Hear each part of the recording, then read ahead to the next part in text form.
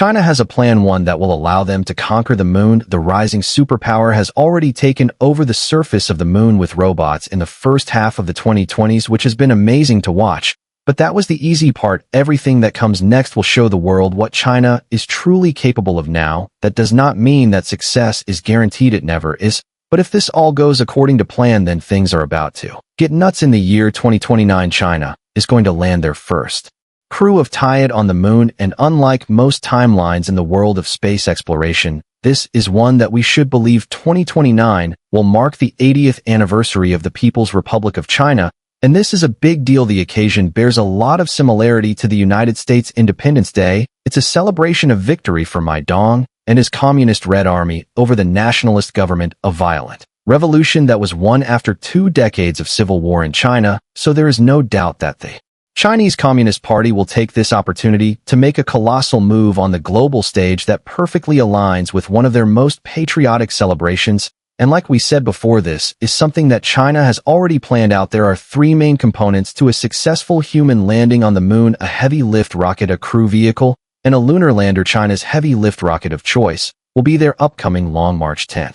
This vehicle is currently under development with a scheduled test flight for 2027. Unlike their much more ambitious and experimental Long March 9 concept, the Long March 10 leverages existing Chinese rocket technology, namely their YF-1 100 kerosene engine, and this should allow for the rocket to move rapidly from the development phase to active service. Long March 10 will be a 90 tall 3-stage rocket that utilizes 2 liquid-fueled side boosters in addition to a center core booster, each of them fitted with 7 of the YF-1 100 engines. Long March 10 is going to look and function very similar to a SpaceX Falcon Heavy, but the capability to deliver 27 metric tons to lunar orbit. China also has a plan to make the 3 booster cores reusable by having them complete a propulsive landing, again very similar to a Falcon Heavy, except instead of landing legs, China wants to catch the booster with a system of tight rope like wire tethers. The next key component is known as the Mango spacecraft at 26 metric tons. This would be China's largest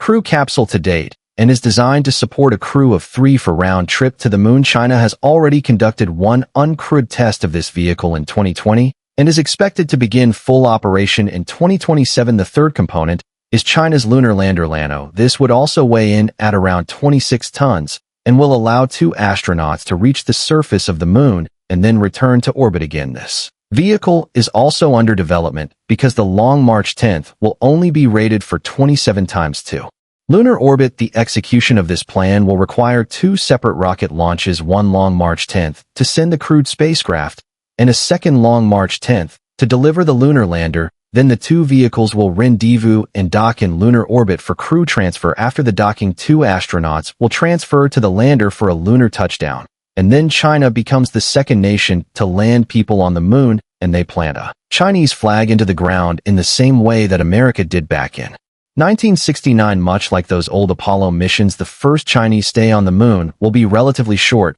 just around 6 to 8 hours of exploration, sample collection, and conducting experiments. Then they lift off in an ascent module and rendezvous with their crewmate in orbit to return home to assist their crew exploring the moon. China has a couple more innovations in the works. One is this brand new lunar EVA suit that was debuted by the China Manned Space Agency on September 28th with a live demonstration that included a person walking around on stage and even performing a couple of squats to demonstrate the mobility. And then to further that mobility, China is developing their own lunar rover vehicle. This would be a small, simple vehicle that could be compacted down to fit inside the crew lander and then unfold into a mobile platform that could carry 2 people over a range of 10 kilometers. Now I know what you might be thinking, this China thing isn't really that big of a deal because NASA is going to be landing people on the moon by 2026 and they'll have a full Artemis moon base in progress by the time China even arrives. Will they, though? Remember when we mentioned timelines that should or should not be believed? Well, unfortunately, Artemis is firmly on the side of unbelievable timelines. NASA might not be able to admit that to themselves yet, but the signs of progress are just not there. And if we're looking for signs of progress, then we don't have to look any further than China's ongoing robotic exploration of the lunar surface, which includes not only the familiar regions that have been visited by American astronauts and Soviet landers in the past. China is pioneering exploration of the moon's far side and South Pole regions as well, And in the process, they are learning more about the moon than any other nation. The most recent of these missions was the highly successful Chuna 6, a sample return landing on the far side of the moon, also known as the dark side of the moon, though it's not actually dark. And not only was this the first ever soil sample return from the far side, Chang'e 6 is also one of the very few lunar landers to successfully land without crashing. In recent years. Many have tried and many have failed. Chuna 6 used several key technologies to descend into a safe spot of variable thrust engine optical imagery onboard maps, hover phases to detect hazards, and shock-absorbing crush core legs. For the final free fall, Chuna 6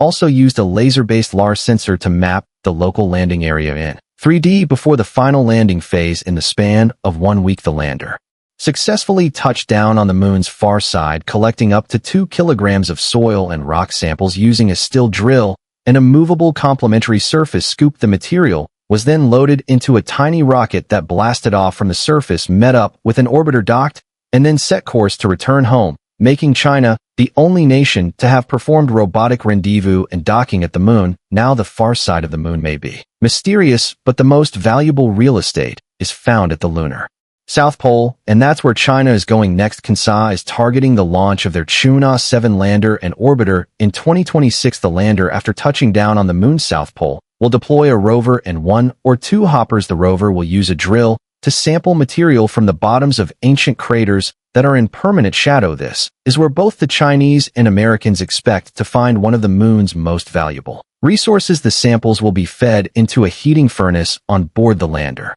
to detect the presence of water. Water has many important values on the moon. Of course, we can drink it, but water can also be split into oxygen and hydrogen. Oxygen that we can breathe and hydrogen that we can use as a fuel source. After Chuna 7 helps Chinese scientists get a real sense for the true nature and accessibility of water ice deposits on the moon's South Pole, the agency will follow it up with another robotic visit to the South Pole on Chang'e 8. 2 years later, the mission will comprise a lander, a rover, and an operation robot to collectively explore the local geology and environment. Most importantly, though, Chuna 8 will be auditioning new technologies that are critical to begin sending crew to the moon at the end of the decade. This includes a new method of building on the moon. The Chuna 8 lander will include a 3D printer that can transform lunar soil into construction materials. Building blocks printed by the lander will then be transported by the 100 kilograms operational robot to a working area where they will be assembled into basic structures. This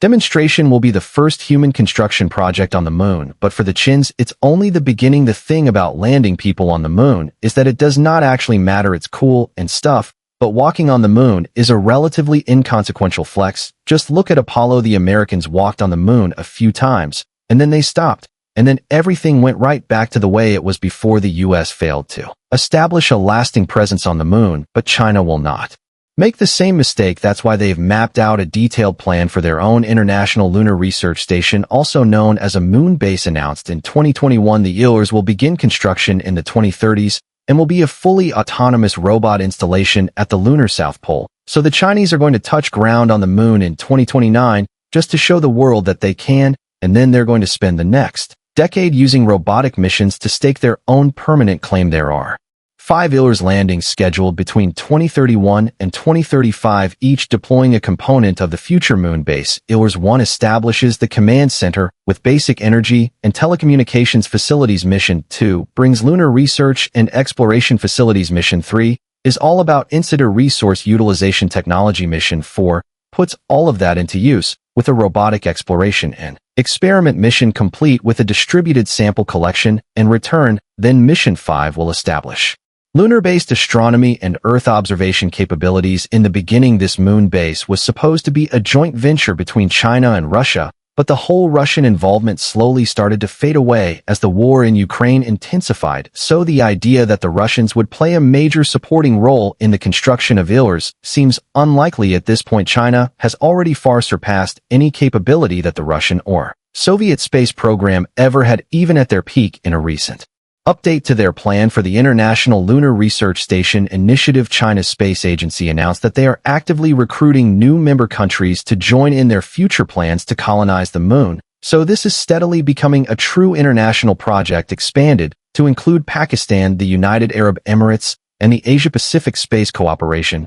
which includes Turkey, Mongolia, Thailand, Peru, Iran, and Bangladesh. Now, in order to make this all happen, China needs to unlock one more big piece of the puzzle, a truly gigantic rocket. This is where Long March 9 comes in, a super heavy rocket that China has been planning to develop for over a decade now, but the design has gone through many changes over the years. The Long March 9 was first announced in 2011 and was envisioned as a 103 tall rocket with a massive 9.5 in diameter that's larger than the SLS core stage at 8.4 and even larger than the 9 diameter Starship. The Long March 9 would launch 140 metric tons of payload to low Earth orbit, 50 tons to lunar injection orbit, and 44 tons to Mars. This would be achieved by using 4 chemical side boosters loaded with an insane dual-chamber kerosene-burning engine called the Y-130, each twin-nozzle engine, making 480 tons of thrust. Now here's where things get confusing. In November 2022, the Chinese reported that they were scrapping the original plan for the Long March 9 and replacing it with a brand new reusable design. This new vision of the rocket ditched the 4-side boosters in favor of a single core design that basically looks like a painted version of a SpaceX Starship Super Heavy booster. The new reusable core stage would be upgraded to 26 methane-burning engines, each with 220 tons of thrust, but the 2 upper stages would remain as conventional disposable platforms. Now in 2024, the Long March 9 has been changed yet again to a fully reusable 2-stage rocket that now looks exactly like a painted version of the SpaceX Starship from nose to tail. Of course, this is not an art competition, it's spaceflight, so physics is what should be dictating your design choices, not aesthetics. And in theory, there can only be one correct answer to building the ideal reusable upper stage rocket, and it's looking like SpaceX just got there first, and anyone else who wants to compete is just going to have to copy. But either way, a fully operational Long March in or Chinese Starship is going to be necessary to establishing a long-term presence on the moon. Even if we can find a reliable source of water and oxygen up there, it's still going to require a spectacular amount of resources and infrastructure to be shipped from the Earth to the moon. So China has all the right ideas, they are making all the right plans now. Will they be able to follow through on that promise?